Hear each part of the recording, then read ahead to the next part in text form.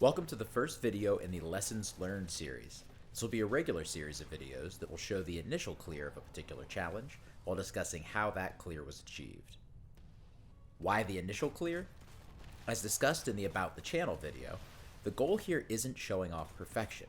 It's sharing how a strategy was formed so you can learn the same lesson I did and hopefully learn them faster. These will include lessons both specific to this battle and ones that are useful anywhere in Destiny. Here is what we're covering in particular. First, a brief overview of the loadout that was used. Next, we'll summarize the mechanics of the encounter. This isn't too complicated an encounter, but we'll go over what's necessary to win. Then, the two main parts of the video. First, the strategy used for ad clear, and then the strategy used for DPS. Now, during each of those phases, I'll narrate what's happening and the most important decisions that were made. For each phase, we'll focus on a different aspect of fighting well. First, positioning, then combat flow, and finally, the finer details. For this video, we are using a Stasis Titan, aka a Behemoth. In the first weapon slot, we are using Ogre's Scepter. This is mainly for ad clear. Now, it's important you have the catalyst for this weapon for reasons we'll get into during the video. In the energy slot, any arc weapon will work. I used a fusion rifle here, but honestly, it's not my favorite part of the loadout, and I could have swapped in something else. And then in the heavy slot, we have Reed's Regret for DPS on the boss. Next, exotic armor choice, Precious Scars.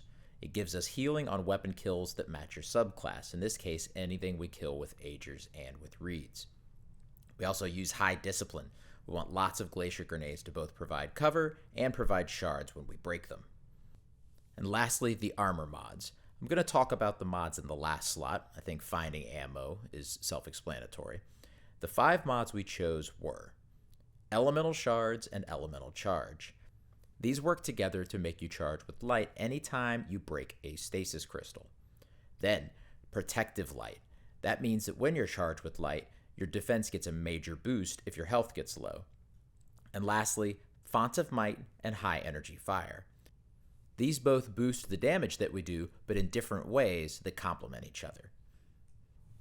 For our Stasis subclass options, we picked Howl of the Storm and Tectonic Harvest so we can both make stasis crystals more easily and break them to make shards. We then chose fragments that do the following 4 things.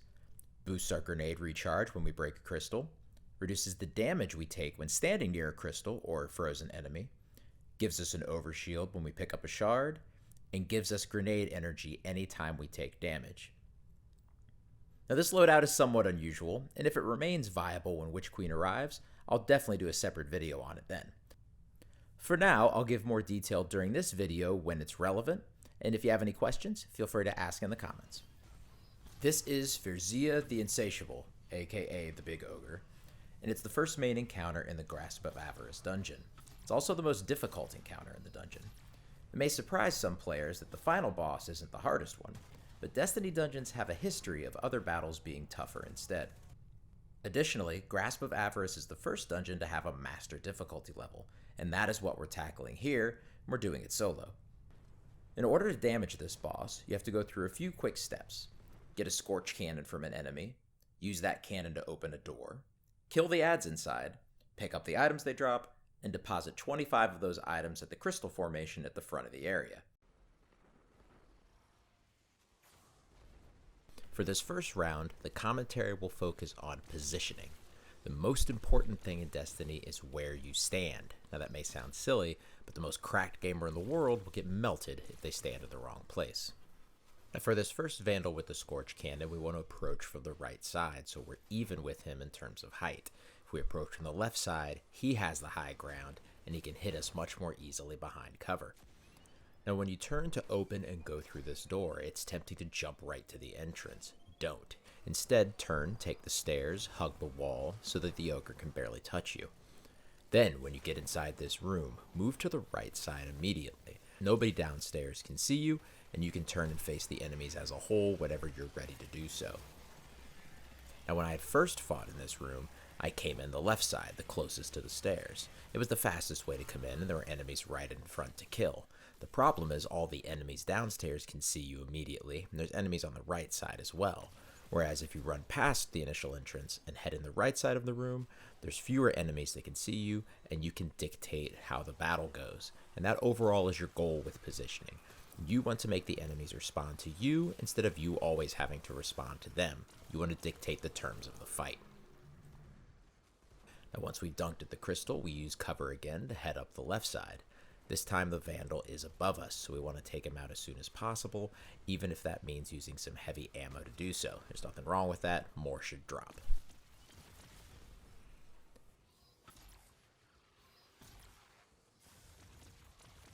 Now positioning is even more important on this side, because unlike the first room, the Ogre can see you and will shoot you. So as we turn to look, there's 3 doors leading into this second area. We're going to take the rightmost door. So we're going to pull the Ogre's attention to the left side. That way when we're going in, he won't be able to shoot us. We push in, throw a grenade, and position ourselves so the glacier is behind us, there's cover to our left, and the wall to our right. At this point, all we have to do is shoot what's in front of us. Now initially I'd come in the left side of this room as well. There were enemies right by the door, so it seemed like a logical place to start. The problem was, by dealing with enemies at the entrance, I was near the entrance, and more enemies could see me, and the enemies in the back, which is where most of them were, had more time to move around and spread out. By going in the right side of that room, I was able to hit them as soon as they came out the door.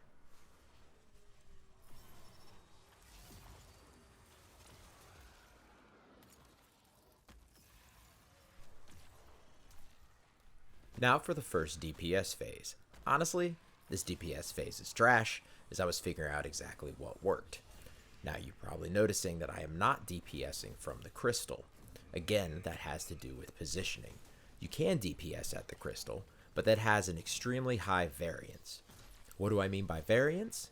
It means you don't necessarily know what's going to happen. The Ogre's constantly moving to try to get a better angle on you, and you're forced to shoot him from point blank range. The closer you are, the more flinch will mess up your aim, whether he's flinching you or you're flinching him. Standing back here instead gives you a much safer position to fight from, and despite botching the execution this time, I was never in any real danger of dying. I could have restarted after doing so little damage, but the point here is to learn, and as you'll see, the next few DPS phases were much better. Now for phase 2, we're going to focus on combat flow. In other words, what you kill, how you kill it, and why. You first want to identify the biggest threat in a situation, and either kill it or protect yourself from it while you kill other things and make the overall situation more safe for yourself. In these 2 rooms, you might think the barrier champion is the priority, but honestly, he doesn't move around that much. It's actually the Arc Knight that's the biggest threat, so you want to find him, pop his shield, and then kill him. Here, we find the Arc Knight downstairs, we pop the shield and kill him. The Barrier Knight protects himself, we just keep strafing, move past him, take out everyone else, and once we've taken out everyone else, we can turn, pivot, and take out the champion 1v1. Now, it's important to note that picking up the burden dropped by these enemies gives you super energy. That means you have free license to use your super. Not every mechanic has that, but here it allows us to take advantage of the Ager's Scepter Catalyst. What that catalyst does is burns your super energy in exchange for an 80% damage buff to the weapon. If all the mods in this loadout are active, that damage buff can jump to up to 270%. So it's obviously something that we want to take full advantage of.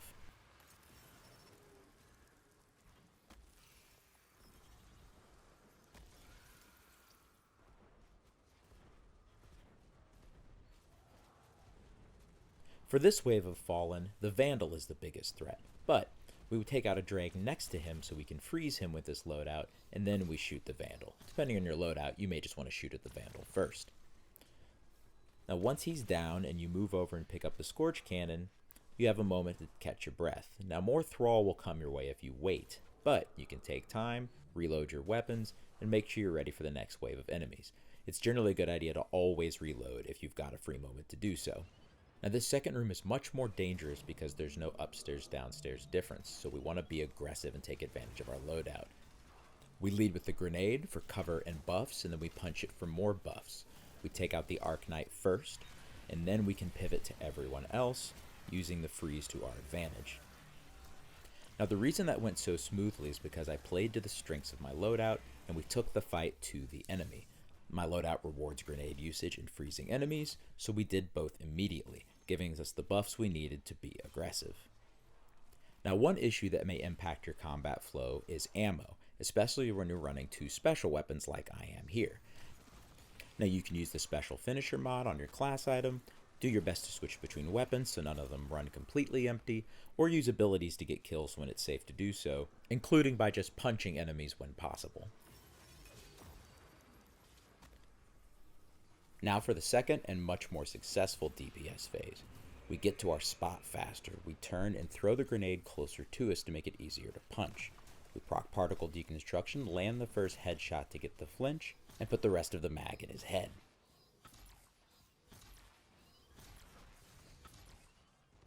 Move up, punch again to reproc the buffs, and by moving back, we gave him a chance to get distracted by shooting at the Fallen, giving us much cleaner headshots. Move back again, he gets distracted again, we shoot him in the head again. And the result of all this is significantly more damage than our first DPS attempt. For this next wave of enemies, the narration will focus on finer details, small tips that can elevate your game to another level. Now it's pretty obvious to most people that you can pick up the Scorch Cannon from below, but you can also pick up ammunition from below if you jump. Always be sure to look up here for ammo that was dropped by the Fallen you've killed throughout the encounter. You generally want to have a full magazine for each of your weapons before you go into one of these rooms. Now this time when we enter the room on the left, we do so by the first entrance by the stairs, but we keep pushing right. This gives us a better angle to throw our grenade, blocking off the view of the enemies below, lets us take out the Arc Knight upstairs, and then again pivot to what's below. Focus on small enemies first. Once the Arc Knight is down, they'll freeze each other because they die quickly, and again that leaves us one-on-one with the champ. We can also finish the champ to save some ammo. Now once you collect the burden from off the ground, you can kill these guys on the balcony. We leave them alive because they're inconvenient to kill and because picking up the burden they drop resets your timer and gives you plenty of time to dunk comfortably. Now you can bring the Scorch Cannon with you here and it saves you the trouble of picking up the Scorch Cannon again, but there are two major disadvantages to that. First, when the Fallen come back to deliver another Scorch Cannon, they distract the Ogre so he's shooting at them instead of you. Second, killing the Fallen almost always gives you more ammo than it takes, making it worth the small amount of time it takes to do so. Now you may have noticed me tap firing Agers there. Not only is he efficient overall, but it's important when you're running low on ammo like I am now. I actually only have 1 round left in reserves. Fortunately, we have a few options for dealing with that. First, we can look up on this balcony. Also, the previous room that you killed adds in stays open, and any ammo bricks that were dropped and not picked up will still be available for you. When you're going through these rooms originally, if you see ammo on the ground that you don't really need, leave it there. That way it'll be available for you to go back and grab if you need it then. Now if there's no ammo on the balcony and there's no ammo in the rooms, all you have to do is hang tight and some thrall will spawn, giving you a chance to get some more ammunition.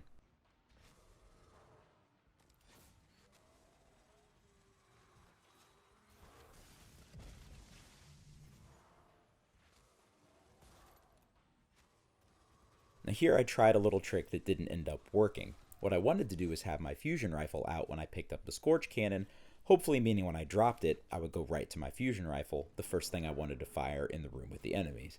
But it turns out no matter what weapon you're holding when you pick up the Scorch Cannon, you always have your kinetic weapon out when you drop it. Now here's an example of something I got right last wave but didn't this time. If you throw the Glacier Grenade close enough to the enemies when you punch one of the crystals, the shatter will stun them, preventing them from running around or shooting back at you. Now that didn't harm me here, but in a more high-stakes situation, that moment of staggering the enemies could be the difference between success and failure. Now as you can see, I'm in no rush here to get to the crystal formation. I'm a little low on ammo, so why not take the time to kill a couple of these trash enemies, because every trash enemy is a potential ammo brick. Now if they run behind cover or something, then you're safe to ignore them. Once my timer gets to about 10 seconds, it's time to head to the crystal, whether I got ammo or not. Now it's time for the third DPS phase and the final one with narration. Now this is an excellent example of how small things can have huge consequences. Now the way I threw the grenade this time, and the previous time, left one crystal inside the room. Why is that important? Because it allows me to punch the crystal and refresh all my buffs without stepping outside. The Ogre never turns to look at me, and I was able to put an entire mag of headshots in with virtually no resistance from him. It also means that because he never put my health critical, I never lost high energy fire, and I was able to continue doing 20% extra damage. And the result of all that was the cleanest and easiest DPS phase yet, and one that did even more damage than the second one. In fact, if I'd done that again, it probably would have only been one more damage phase to kill him, but it was like 3 in the morning, I was tired, I missed some shots, so it took 2 more damage phases. Alright, that is it for the narrated lessons learned phase of the video. The rest of the clear is included without commentary, or if you want to revisit any of the things we discussed, the timestamps in the description can take you to the right place. I hope you picked up a trick or two that you'll find useful. Feel free to like and subscribe if you want to see similar videos in the future. Thanks again for watching, and have a great day.